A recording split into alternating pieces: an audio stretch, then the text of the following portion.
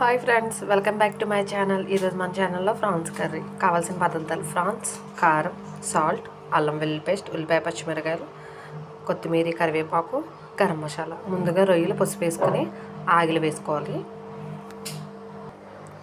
ముందుగా బాండీ పెట్టుకుని ఆయిల్ వేసుకోవాలి. ఆయిల్ వీట్ అయ్యాక ఉల్లిపాయలు పచ్చిమిరకాయలు వేసుకోవాలి. కట్ చేసుకుని ఉల్లిపాయ పచ్చిమిరకాయలు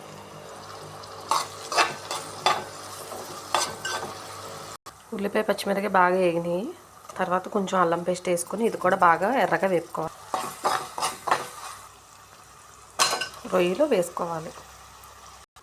అంతా బాగా కలుపుకొని లో ఫ్లేమ్లో ఒక 10 నిమిషాలు మగ్గబెట్టుకోవాలి.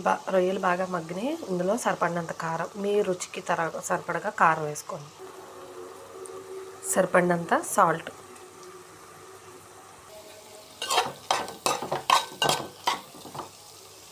వాటర్ పోసుకోవాలి. వాటర్ పోసుకొని సిమ్లో పెట్టుకొని ముక్క ఉడికే వరకు ఉడకనివ్వాలి. మసాలా వేసుకోవాలి. హోల్ గరం మసాలా, ధనియాలు, జీలకర్ర, చెక్క, లవంగం, యాలక్కాయ పొడి చేసుకొని ఈ మసాలా వేసుకోవాలి. ఇందులో ఇంకా కొన్ని వాటర్ ఉన్నాయి, కొంచెం ఇంకా ఎగరాలి. కర్రీ రెడీ అయిపోయింది ఫ్రెండ్స్, ఫ్రాన్స్ కర్రీ. ఇందులో కొంచెం కొత్తిమీర, కరివేపాకు వేసుకొని స్టవ్ ఆఫ్ చేసేసుకుంటాం.